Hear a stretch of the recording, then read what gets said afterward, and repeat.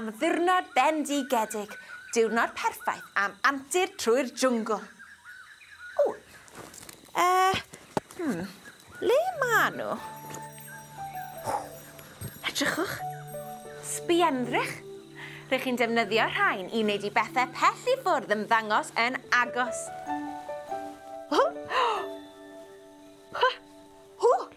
Helo! Ond dim dyna ro'n i'n chwilio amdano. Mae'r haul mor llachar yn y jwngl. Hwy angen fy sbectol haul. O, ble ma nhw? Ble? Ar fy mhen?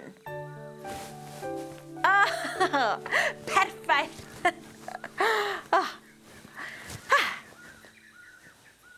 Hei, mae'r sbienddrych yma'n fatgoffa i o stori.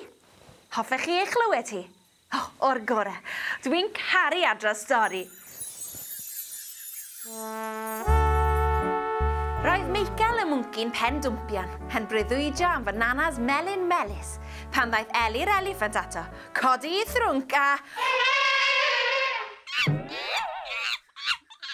Pam wyt ti'n cysgu a hithen ganol dydd? Gofynodd Eli. Does dim gen i'w wneud, atebodd Michael yn flynedig. Dwi am fynd am dro i ddod o hyd i gynhwysion blasus i'r caffi, gan ddefnyddio fy sbienddrych newydd, meddai Eli. Mae gen i rai i ti hefyd. Doedd Michael ddim eisiau mynd am dro. Roedd yn well gan ddiogi dan y goeden.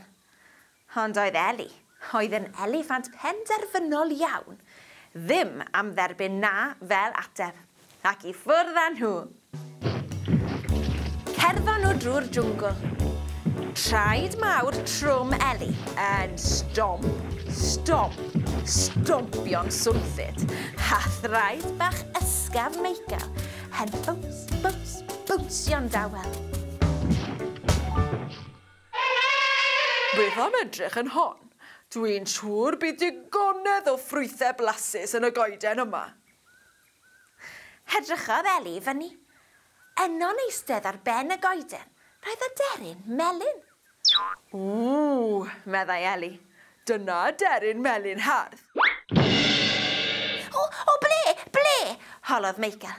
Dwi'm yn gallu gweld y deryn melyn, meddai Michael yn siomedig. Ond dwi yn gallu. Ond cyn i Michael gael cyfle i orffen, stompiodd Eli ffwrdd gan alw. Does dim bwyd blasus fan hyn.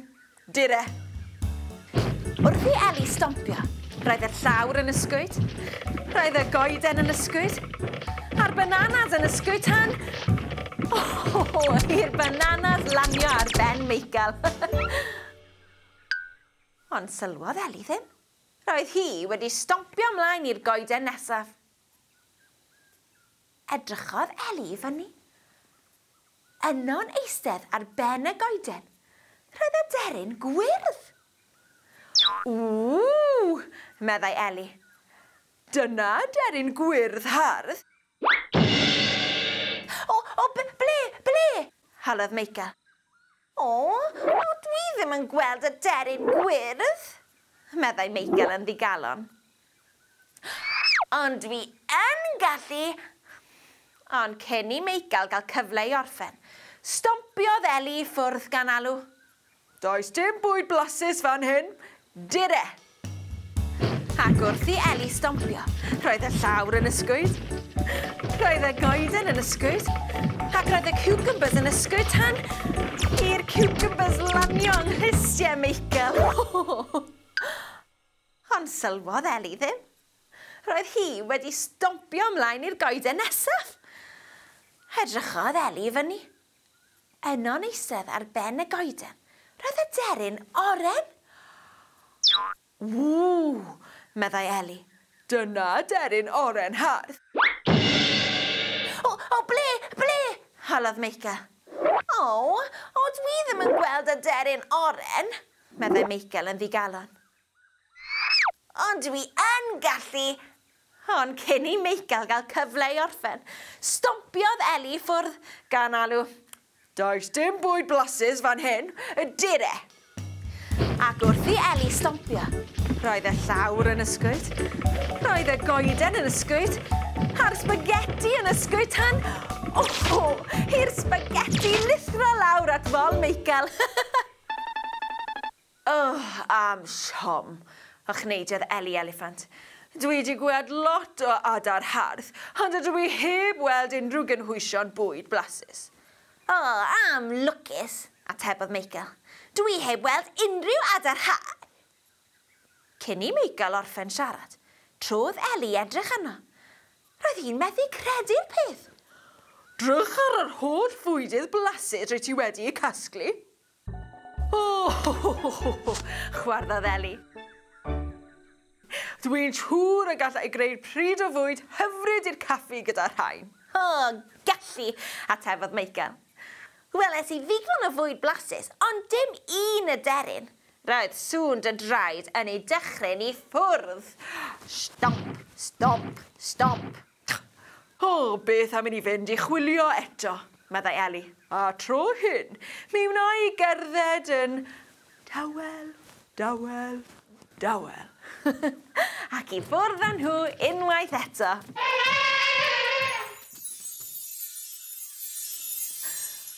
Sgwni os lwyddodd Michael weld yr adar lliwgar. Mae'r ateb yn y gan. 1, 2, 3. Dyma hi.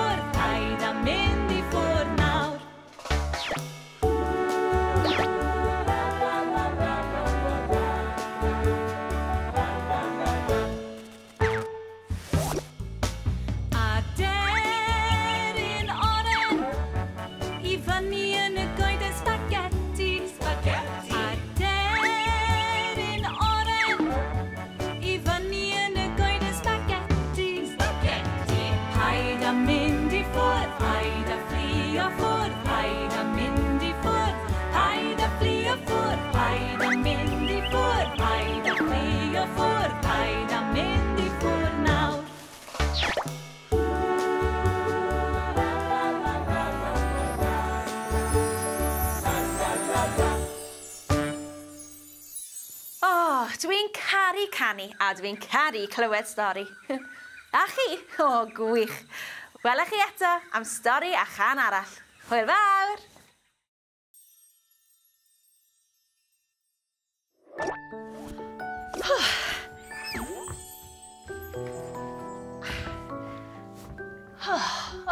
Nawelliant.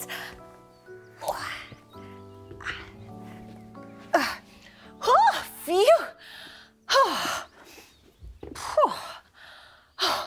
Wedi blino'n lan. Wi newydd ddringo I ben mynydd ac yn ôl. Wi bron a llwgu ar ôl yr holl ddringo. Diolch byth bod gen I rhywbeth I fita yn y bag.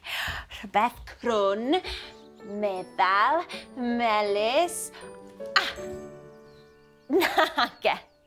Nage pel. Wi methu bita hwn. Oren, dyna welliant. Mae hwn llawer mwy blasus. tebyg ond nhw. Yr un siap, yr un maint, ond lliwiau gwahanol. Mae hynny'n fatgoffa i am stori. Stori am liwiau ac am eifr bach yr wyddfa. Hoffech chi eich clywed? Wy'n caru adrodd stori. Oedd hi'n ddiwrnod bendigedig ac roedd gwelai frodyr a chwiorydd yn pori ar y mynydd. Roedd Gwyl wrth ei fodd yn crwydro'r mynydd. Roedd y gwair yn blasu'n dda, a weithiau byddai'n dod o hyd i flodau gwyllt oedd yn blasu hyd yn oed yn well. Hedfanodd Pili Pala heibio. Am Pili Pala hardd, meddyliodd Gwyl, gan ei wylio'n hedfan tu ôl i fryn.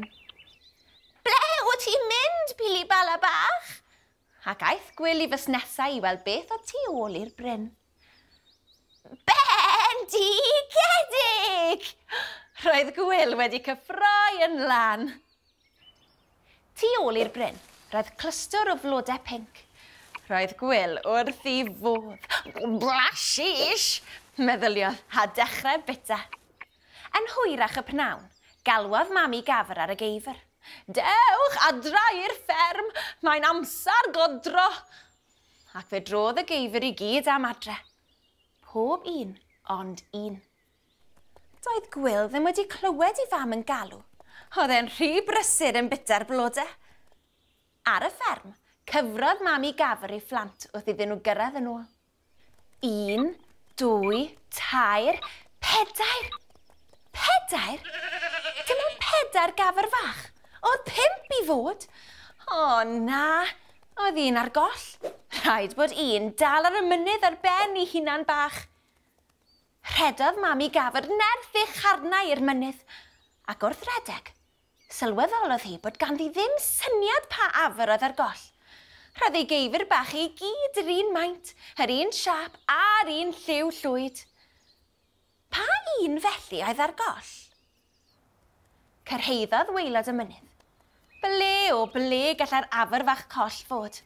Hedrychodd lan a lawr. Doedd dim golwg o'r afr. Hei, beth oedd hwnna? Cynffon llwyd, corff llwyd a chyrn. Oi ti sy'n ogoredd? Gweiddodd y fam, ond oedd yr afr ddim symud. Gloria? Gweiddodd eto. Dim lwc. Gwyl? Gweiddodd. Cododd Gwyl I ben. Be si, mam? Mwmiodd a'i geg yn llawn blodau. O, Gwyl bach, medde mami, a chryndod yn ei llais. Wi wedi bod yn chwilio amdana ti am homan. Taflodd ei charnau o gwmpas I ofn a rhoi clamp o swnllyd i'r afr fach. Roedd mami yn falch iawn bod I wedi dod o hyd I Gwyl, a doedd I ddim am i'r un peth ddigwydd to. Ond sut allai ddweud y gwahaniaeth rhwng y geifr bach I gyd? Meddyliodd a meddyliodd. Ar noson honno, cafodd syniad. Dwi'n mynd I beintio'ch enwa chi ar eich cotia, medde, mwyn I mi allu dweud y gwahaniaeth rhwngthoch chi. Pwy sy isio bod yn gynta? Ond oedd y geifr ddim yn hoffi'r syniad o gwbl. Gwyl, da iawn ti am gynnig mynd yn gynta. Heb unrhyw ffws, rhoddodd mami'r brwsh mewn pot paent coch a dechrau peintio gyfawr ar ochr Gwyl. Ond roedd y brwsh yn cosi. O, paid, mam, medde Gwyl. Arhosan llonydd, medde ei fam, ychydig yn flin. Ond roedd hi'n anodd aros yn llonydd gyda'r brwsh yn ei gosi cymaint. Naeth Gwyl ei ore glas I beidio chwerthin. Ceiodd ei geg yn dyn a chai y lyged, ond dechreuodd ei gynffon grynu. Dechreuodd ei fol ysgwyd. Gallai fe ddim dal yn hirach. Ffrwydrodd roced o chwerthyniad mas ohono fe. Ciciodd y pot o baint coch lan yn uchel i'r awyr ac... glaniodd ar ei ben. Roedd mam wedi gwylltio. Sbia ar y llanas ma! Ti'n gwch o dy glisteid y garna! Roedd na siod sŵn ar y biath. Doedd dim posib cadw'r geifr eraill rhag pipo I edrych. Am got smart, Gwyl, brefodd Gareth. Dwi eisiau cot fel na, medda Gloria. A fi. Gweiddodd y lleill. Rhaid pawb eisiau bod yn lliwgar fel Gwyl. Ond fedra i ddim eich peintio chi gyd yr un lliw, medda Mami. neu fyddai dal yn methu deud y gwahaniaeth rhyngo chi. Mae'n iawn, ond yw i? Dechreuodd fol Gwyl rymblan. Doedd e ddim wedi cael unrhyw beth i fita ers o leia. Awr! Roedd Gwyl ar dan eisiau mynd nôl i'r mynydd i bori. Edrychodd Gwyl draw at y mynydd. Meddyliodd am y blodau lliwgar blasus. Yn sydyn reit, cafodd syniad. Mae'r blodau ar y mynydd yn lliwiau gwahanol, Medda fe wedi cyffroi. Beth am i ni fod fel y blodau, pob un a'i liw arbennig ei hun. Syniad campus, Brefodd pawb. Aeth Mami ati'n syth i beintio'r geifr bach yn ei lliwiau unigryw ei hunain.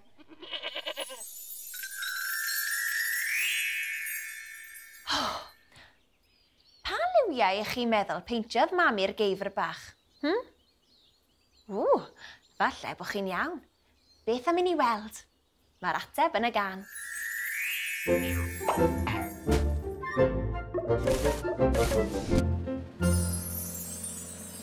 Oes gafr eto, oes heb ei godro, ar y creigiau geirwan mae'r hen afryn crwydro.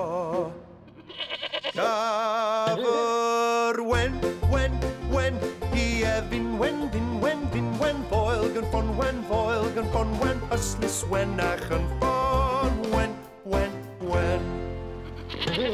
Oes gafr eto, oes heb ei godro, ar y creigiau geirwan mae'r hen afryn crwydro. Gafr ddi, i efin ddi, boel gan ffon ddi, yslis ddi ach yn ffon ddi. Oes gafr eto, oes heb ei godro, ar y creigiau geirwan mae'r hen afryn crwydro. Gafr goch, i efin goch, boel gan ffon goch, yslis goch ach yn ffon goch. Oes gafr eto, oes heb ei godro, ar y creigiau geirwan mae'r hen afryn crwydro. Gafr las, i efin las, boel gan ffon las, yslis las ach yn ffon las. Oes gafr eto, oes heb ei godro, ar y creigiau geirwan mae'r hen afryn crwydro. Gafr binc, i efin binc, boel gan ffon binc, yslis binc ach yn ffon binc.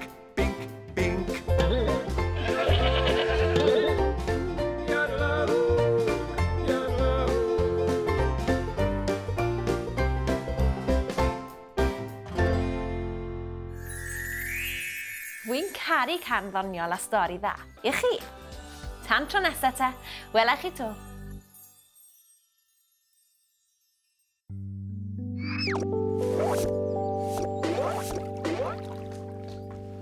Ydy'r llong wedi gadael yn barod? Na, dwi ddim wedi cyrraedd yr harbwr to. Diolch byth am ni. Wy'n mynd ar fy ngwyliau ar long fawr. Allwch chi ddyfalu i le? Ie, i'r hael.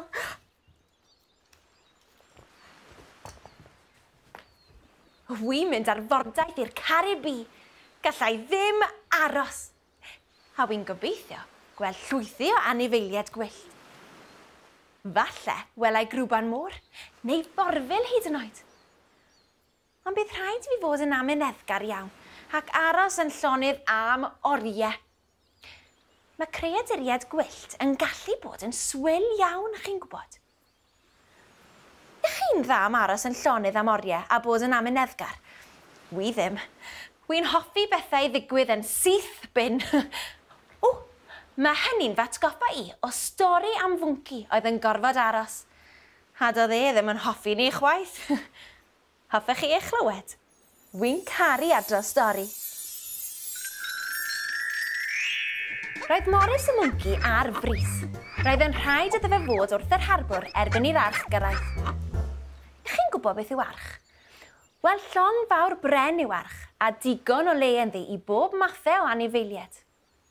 Heddiw, roedd anifeiliaid llan llon yn mynd ar fordaeth yn yr arch a Morris y mwnci oedd wedi trefnu'r cwbl.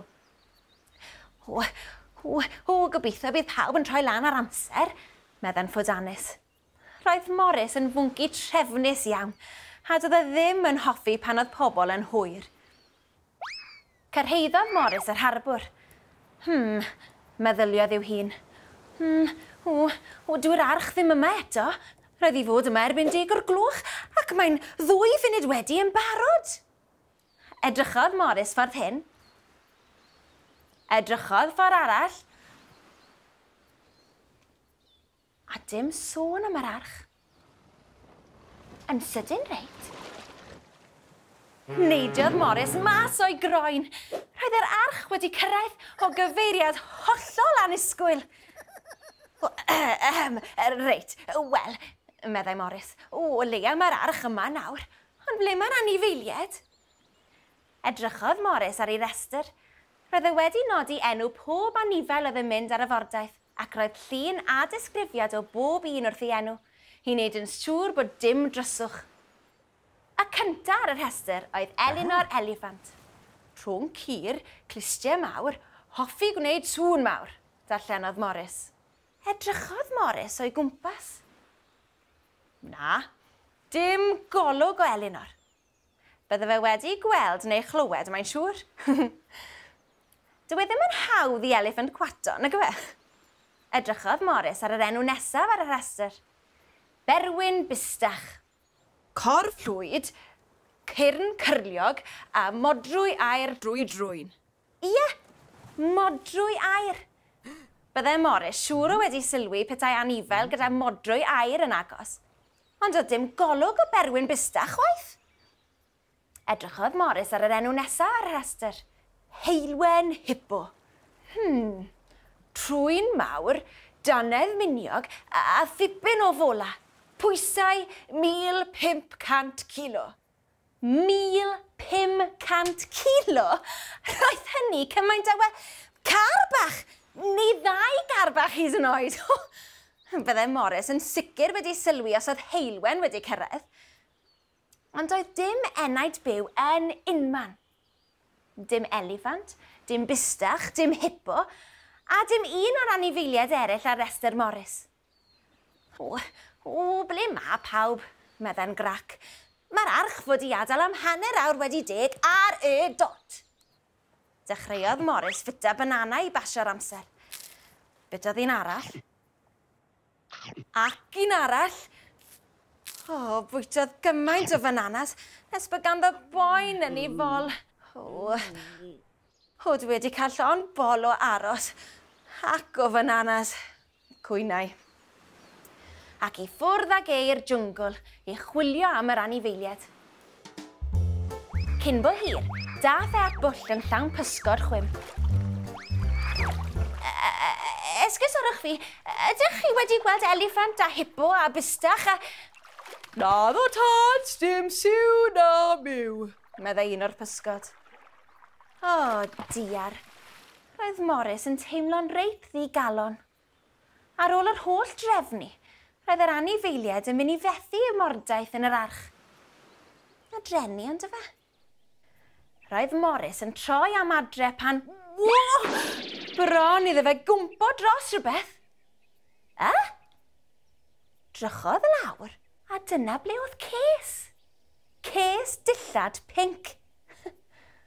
Beth oedd ces dillad pinc yn neud yng nghanol y jwngl?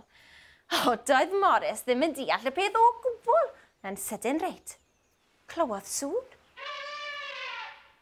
Sŵn tebyg i eliffant. Ac roedd y sŵn yn dod o gyfeiriad yr harbwr. Oedd Morris wedi cyffroi. Falle mae Elinor yr eliffant i yna. Well i mi fynd nôl at yr harbwr yn syth. Ac i ffwrdd â fe drwy'r cod gan fynd ar ces pinc gyda fe. Na chi'n medrus oedd Morris, ond fe? Byddech chi'n hoffi gwibio o goeden i goeden fel mwynci? Fi fyd. Wedi cyrraedd yr harbwr, doedd Morris ddim yn gallu credu lyged. Neble oedd yr holl anifeiliaid yn aros amdano fe. Ni mor flin bod ni'n hwyr, Medde Elinor yr eliffant. Collodd Heilwen hibo i ches dillad a gaeth pawb i'w helpu hi chwilio amdano fe. Ond doedd neb o hyd iddo fe. Llefodd Heilwen yn driennus. Ife hwn yw e? Holodd Morris, gan ddangos y ces dillad pinc. Hip, hip, hwrê! Neidiodd Heilwen lan a lawr yn hapus. O, diolch Morris! Ac felly, wedi dod o hyd i'r ces, roedd yr anifeiliaid yn barod i fynd ar ei mordaeth yn yr arch. Yr unig beth oedd ar ôl i wneud nawr, oedd cyfri pawb. Pawb mewn rhes os gwelwch yn dda.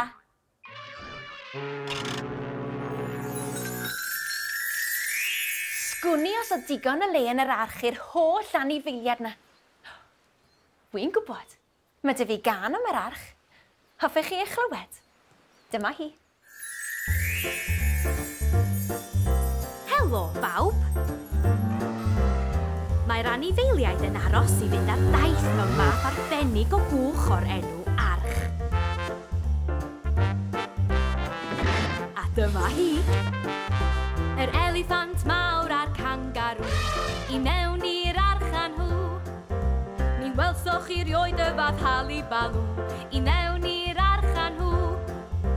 Ribidi res, i mewn i'r archan nhw. Ribidi res, i mewn i'r archan nhw.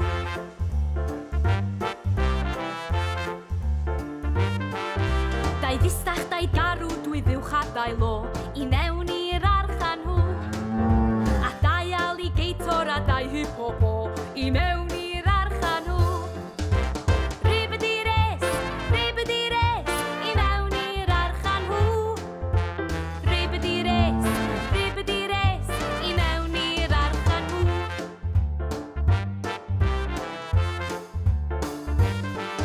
Giraffod mawr melyn a'i gyfau fel rhaff i mewn i'r archan nhw. Yn fawr iawn ei diolch am gael bod yn saff i mewn i'r archan nhw. Ribidi res, i mewn i'r archan nhw. Ribidi res, i mewn i'r archan nhw.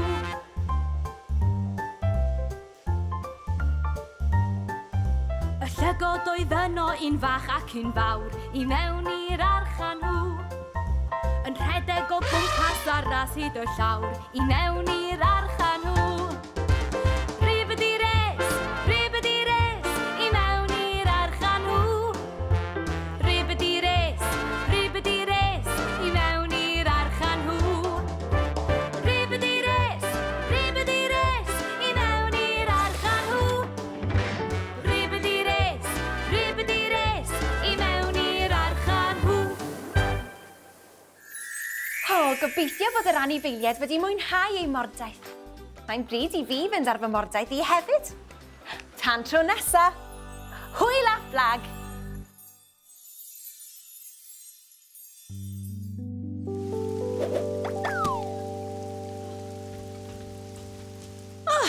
Mae hi wedi stopio bwrw glaw o'r diwedd.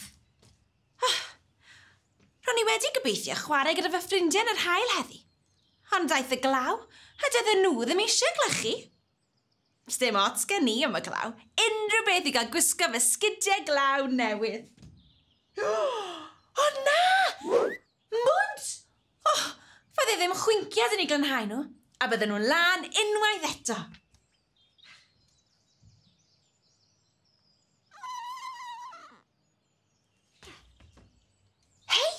Dwi'n gwybod stori am Anifeiliaid oedd yn hoffi cadw'n lan, a ddim yn hoffi mynd yn lib. Hoffech chi eich clywed hi? Oh, dwi'n caru adrodd stori. Roedd Pussy Mary Mew yn swatio o dan yr ymbarel, yn gwrando ar sŵn y glaw yn pitran patran arni. O, dwi wedi cael llon bol ar y gwynt a'r glaw yma. Doedd Pussy ddim yn hoffi bod yn wlyb o gwbl. Pryd o pryd wneith hi stopio bwrw, meddyliodd. Cyn bo hir, gwnaeth pitran patran y glaw ar afi. Cyn tawelu'n llwyr. Hwre! Meddai Pussy. Mae di stopio bwrw glaw.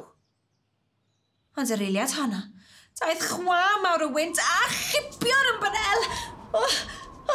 Ceisiodd Pussy ddaw mlaen i'r ymbarel, ond roedd y gwynt yn rhy gryf. Na!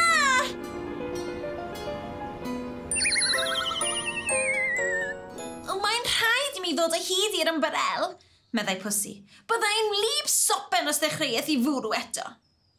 Ac i ffwrdd â hi i chwilio amdani.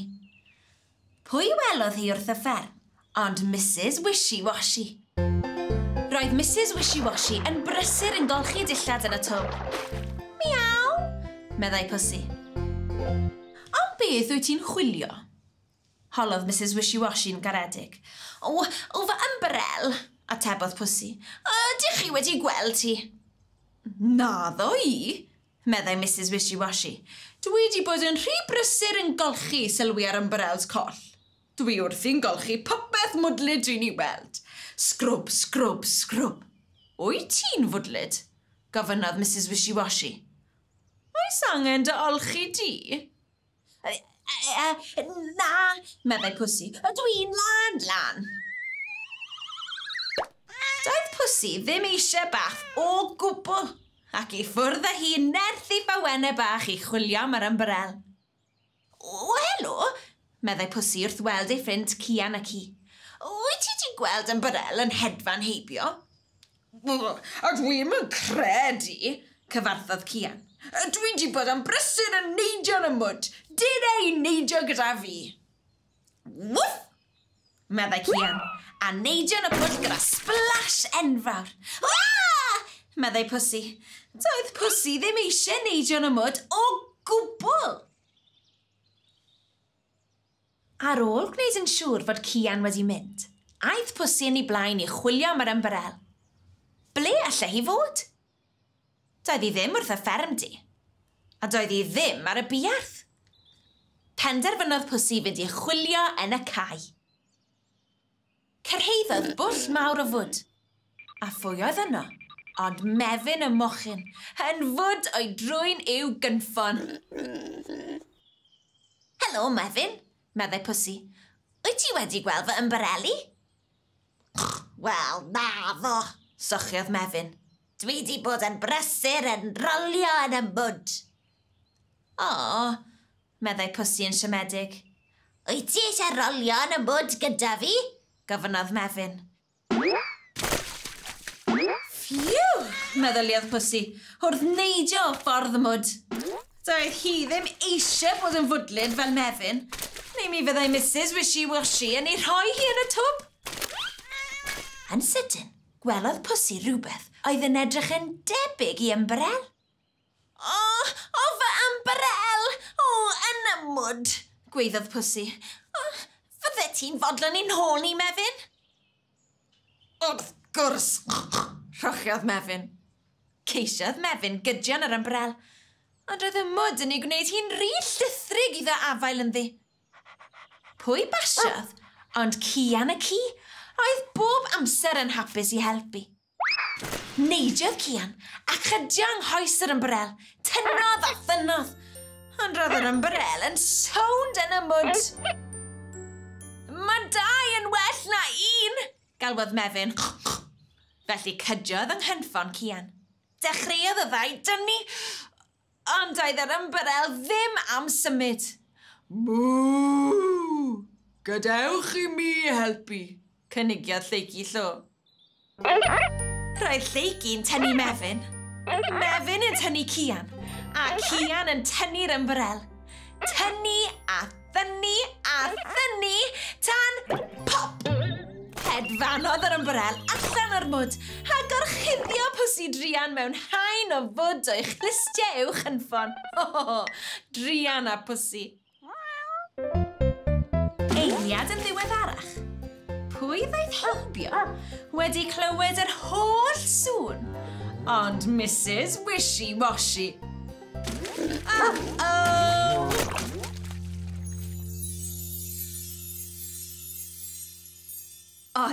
Roedd Pussy yn lwcus i gael ei hambarel yn ôl, ond a fydd hi ddigon lwcus i osgoi un o faths enwog Mrs Wishy-Washy? Mae'r ateb yn y gan. 1, 2, 3, dyma hi.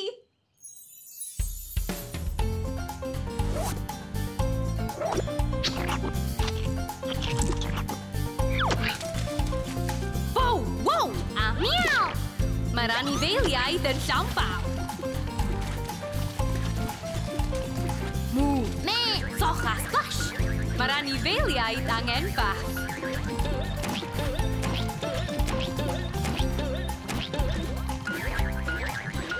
O mod, meddai'r cur ydw i wrth fy modd yn rolio mewn mwd.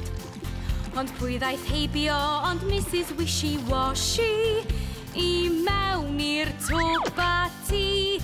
O, sgrwb yn y twb. Wishy-Washy, Wishy-Washy, sgrwb yn y twb. Wishy-Washy, Wishy-Washy, sgrwb yn y twb i ti.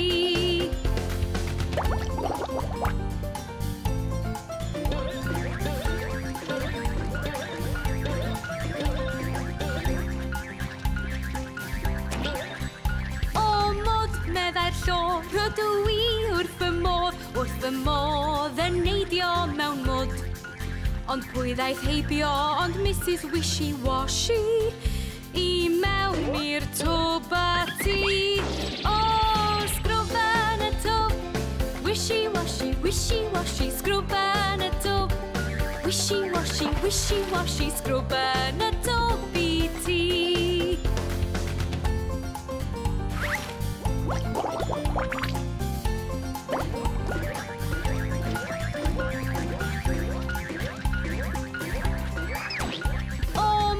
Meddai pawb, rydym ni wrth ein bodd yn chwarae mewn mwd. Ond pwy ddaeth heibio ond Mrs Wishy-Washy i mewn i'r twb a chi. O, sgrwb yn y twb. Wishy-Washy, Wishy-Washy, sgrwb yn y twb. Wishy-Washy, Wishy-Washy, sgrwb yn y twb i chi.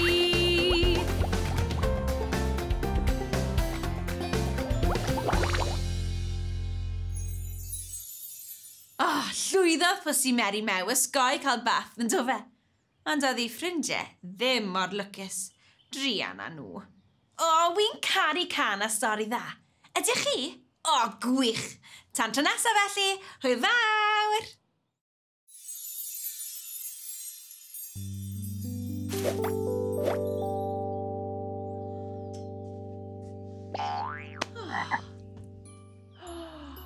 O, ham flodyn prydferth. Mae'n rhaid i fi gael llun o hwn. O, ac un arall. O, diolch Billy Pala am ddangos hwn i fi.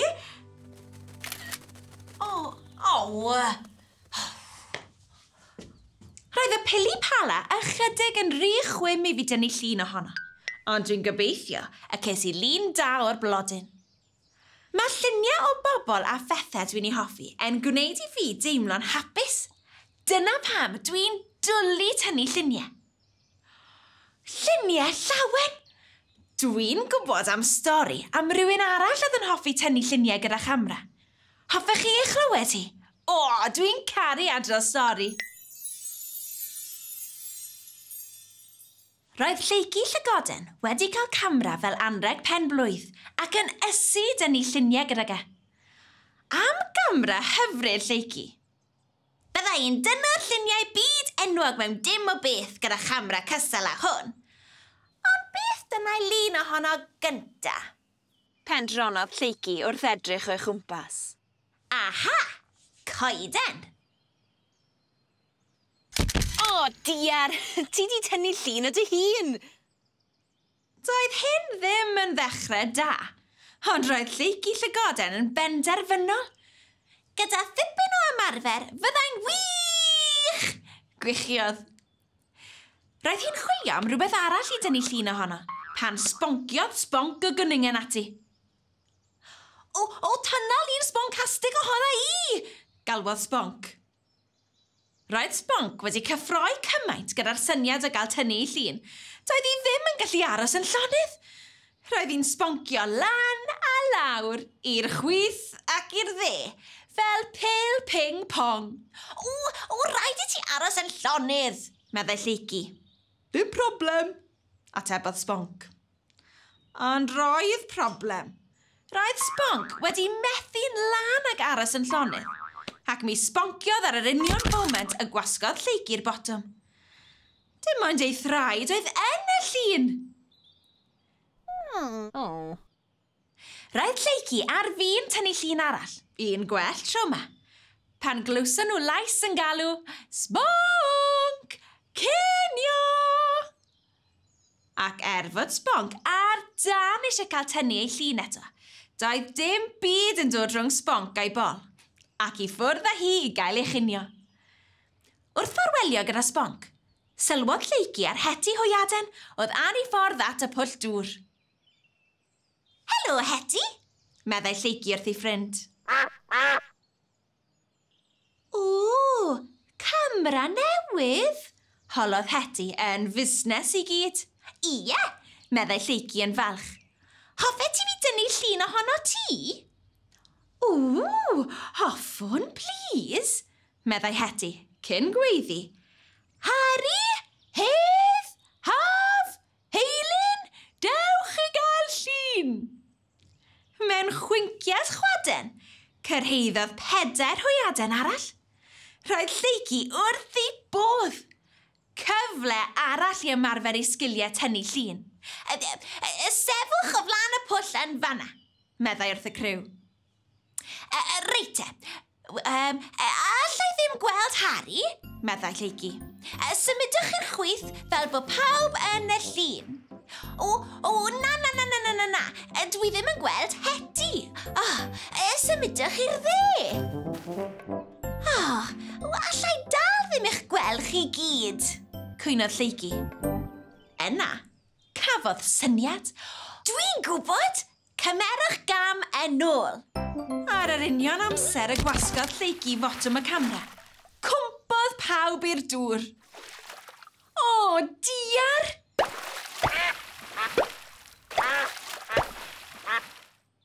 Ges ti llun da? Holodd heti ar dŵr. Naddo, meddai lleici. Mi wna'i drio eto. Ond roedd yr hwyed gwlyb wedi cael digon, ac fe nofio nhw i ffwrdd yn cwac, cwac, cwacian yn swnllyd. Cerddodd lleici yn siomedig tuag adre. Fyddai hi byth yn dynw'r lluniau byd enwog ar y rat yma. Wrth gerdded heibio'r berth, digwyddodd rhywbeth rhyfedd iawn. Dechreuodd y berth symud. Helo? Oes rhywun yna? Holodd lleici. Nag oes, Atebodd llais bach o'r berth. O'r gore, meddai lleici, ac i ffwrdd â hi. Aros funud? Pwy ddwedodd hynna? neb. Meddai'r llais. Dyw neb ddim yn gallu siarad. Pwy sy'n na? Ymddangosodd pen iola'r iar allan o'r berth. Beth wyt ti'n ei wneud yn y berth? Holodd lleici yn syn. Cuddio? Meddai Iola. Wrth bwy? Oedodd Iola cyn ateb. Ti, meddai. Fi? Doedd lleici ddim yn deall o gwbl. Doeddwn i ddim eisiau ti dynnu fy llun i. Ond pam? Holodd lleici. Dwi'n edrych yn wahanol. Meddai Iola. pen pinc, bola melyn, traed du, a chynffon goch. O, dwi'n gymysgedd bler o liwiau. Waw! Dwi ti ddim yn gymysgedd bler o liwiau? Meddai Lleucu. Rwy ti'n lliwgar a phert, fel enfys, a fydden ni wrth fy modd yn tynnu dy lun di. Wir? Holodd Iola, ddim yn credu ei chlystiau. Wir, atebodd Lleucu'n bendant. Felly safodd Iola wrth y wal, dangosodd ei fflu lliwgar hardd, a... O, dwi'n croesi mysedd y bydd hwn yn lun da. Ac mi oedd, llun hyfryd o iar fach Bert.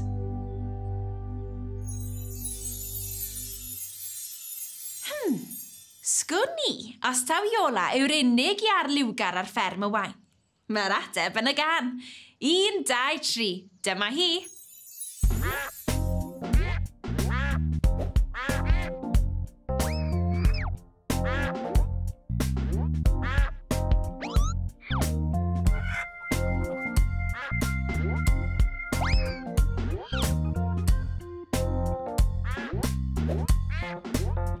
Hen iar fach Bert, yw'n iar fach i. Un binc a melyn, a choch a di. Mi aeth i'r Bert, i ddod wi. A chododd ei cwt ac i ffwrdd â hi.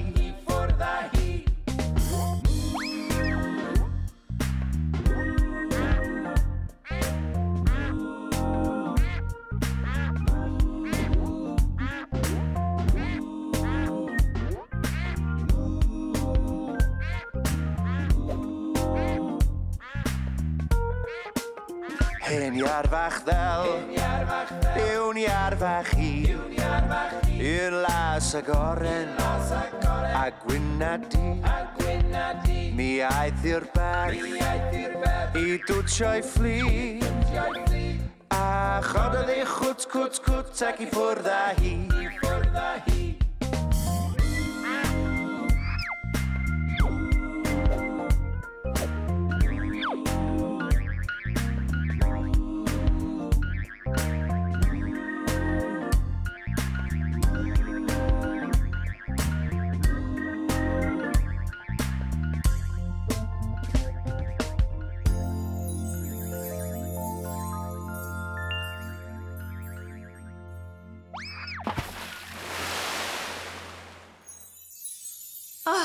Am ganu hyfryd, ac am ieir lliwgar. Dwi'n caru stori a chan dda. Ydych chi? O, dwi'n falch. Gawn ni stori arall cyn bo hir felly. Hwyl am y tro!